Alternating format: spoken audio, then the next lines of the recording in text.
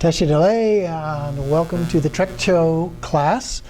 And we are going to start today with the Great Perfection text, and we are in the main practices of the heart essence of the text, if you will, chapter 16, which begins the look at Trekcho practices. And so this chapter is called Probing the Mind and Searching for the Hidden Flaw. And so it begins, as all of these chapters have, by talking about developing bodhicitta, creating a framework of mind for listening to the teachings as a part of that. There's a verse here that says, the Dharma practice for the student who receives teachings is to eliminate flaws and listen with respect. And so the first part of this chapter, following the same format that we saw when we were looking at it in the Kordei-Rushin part, is to look at some context for this particular teaching or the lives of some relevant individuals. And this one starts with Princess Pimacel. And so she was the daughter of King Trisong Detsen.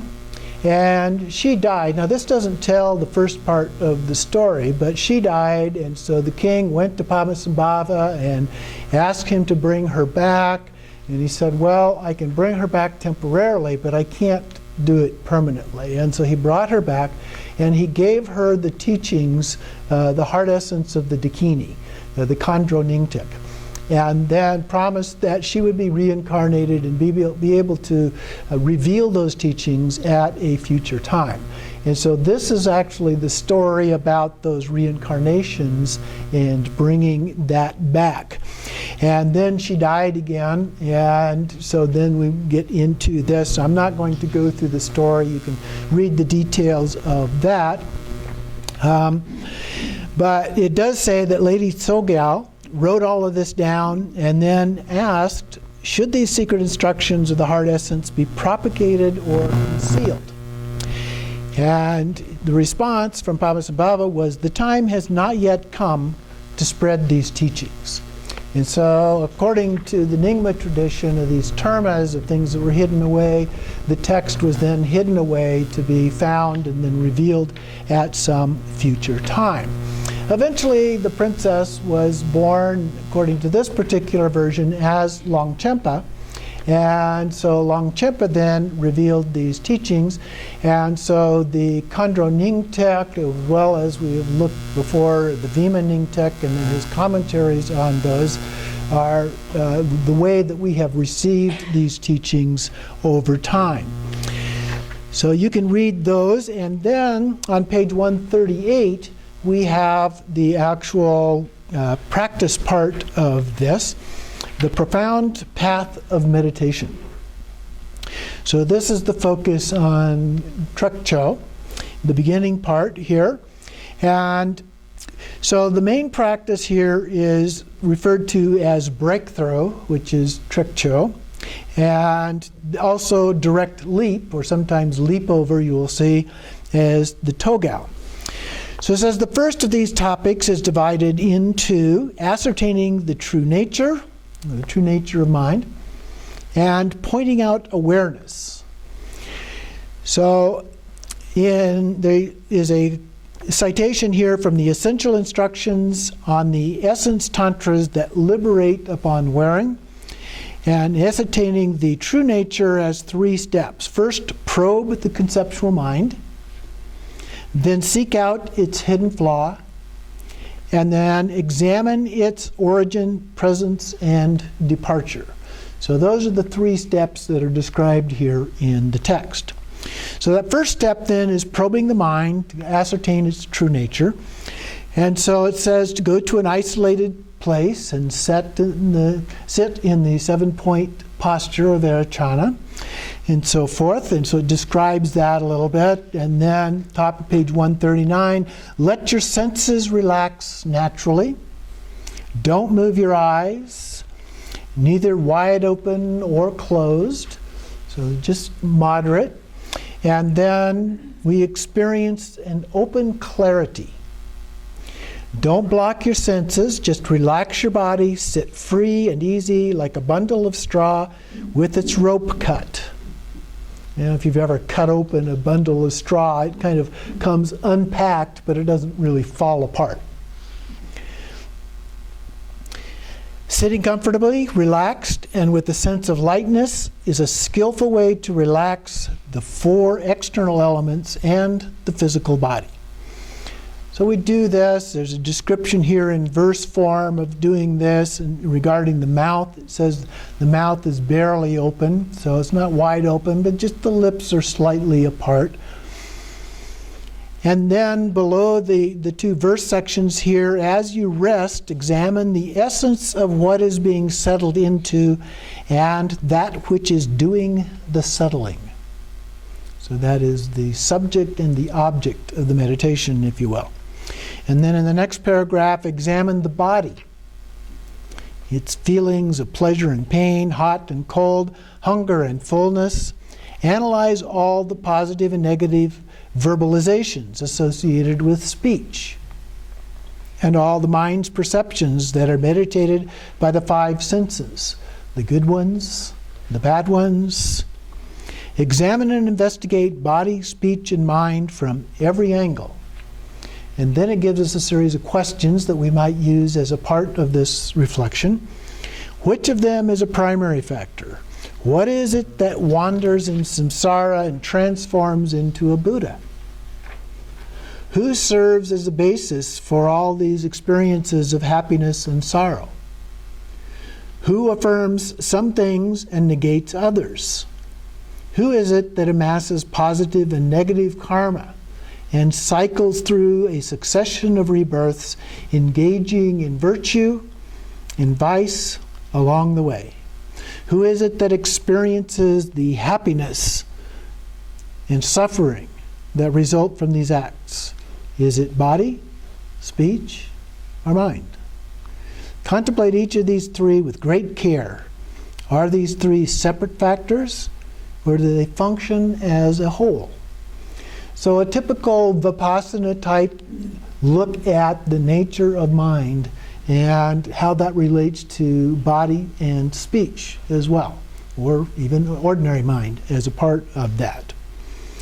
So it says then you will come to the understanding that mind is at the root of everything.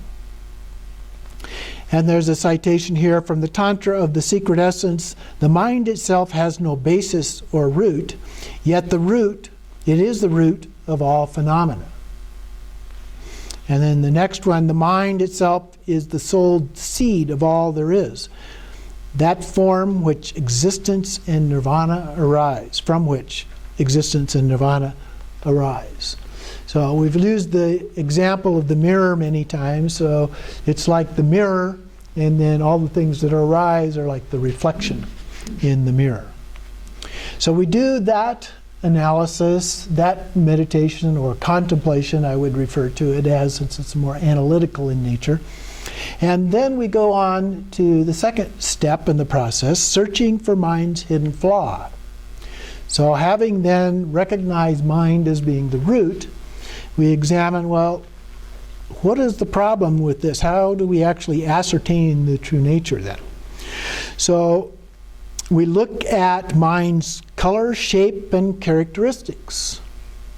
Is it round, square, semicircular, triangular, oblong?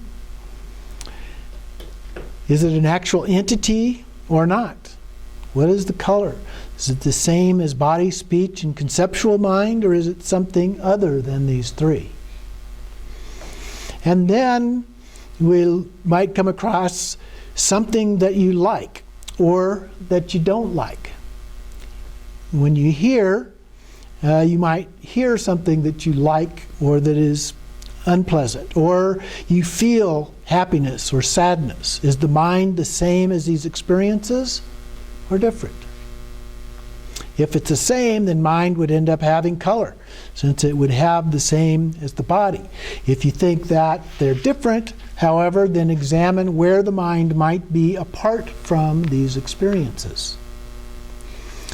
So we analyze in that way, and eventually we will come to see that they are neither the same nor different.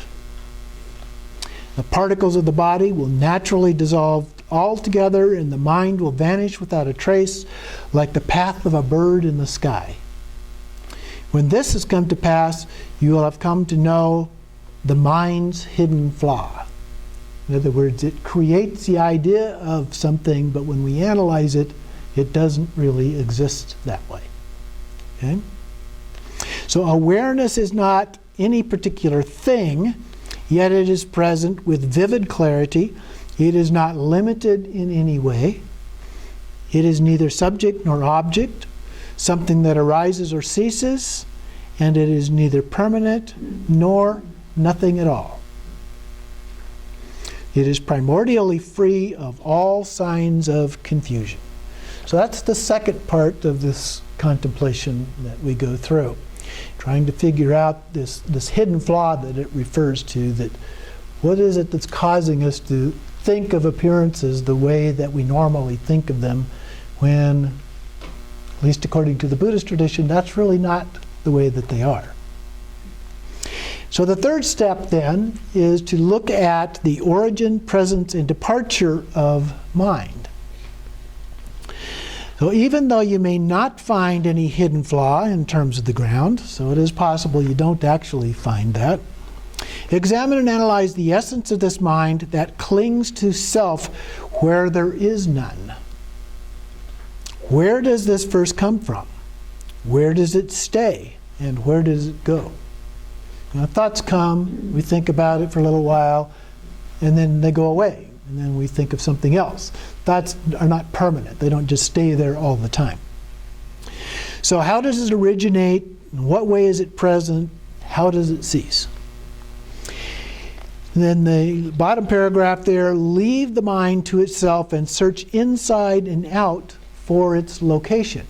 So where does this mind abide then? A few lines down, consciousness is in a constant state of flux. What are these fluctuations of consciousness actually like? Where do they go? Does the essence of that which departs do so from the point of existence or from a point of non-existence? If it departs from a point of non-existence, then the idea that there is something departing makes no sense. How does this agent, the essence of that which departs, actually do so? So we're having to really ask some questions about the process going on here. How does this agent, the essence of that which departs, actually do so? Do its movements resemble those of a god or a human? Does it burrow into the ground or fly through space? Does it move about in the form of one of the 6 classes of existence, the 6 realms? What are its characteristics, color, and size? So we carry out this process, diligently analyze day and night. This is called using mind to seek the mind. So we talk about awareness of awareness, so really thinking about what's going on here. Because normally we don't think about it, we just do it. And this is called using the mind to seek the mind, using the mind to tame the mind, searching for mind's hidden flaw, destroying the mind's abode, and exposing the deceptive cavern of the mind. So different terminology that is sometimes used for this process. Pursue the mind relentlessly as though you are putting it on trial. Examine its characteristics in minute detail, like you're thrusting a spear at an opponent with a shield, or as though you are threading a needle. What you are doing here is using the mind to tame itself. So the more we analyze the mind, the better we understand it. That's the process of taming.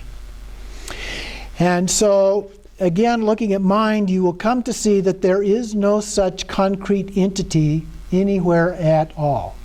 It has no physical existence. You can't cut it out of the brain and say, here's mind. Okay?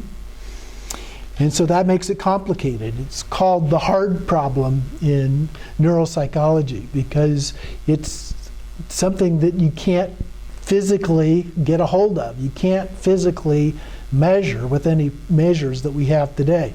Even the different brain scans that we're doing to look at things are not actually, they're trying to look at the brain, but they're not looking at mind. Mind is too vague, even for scientists to really grasp what that is.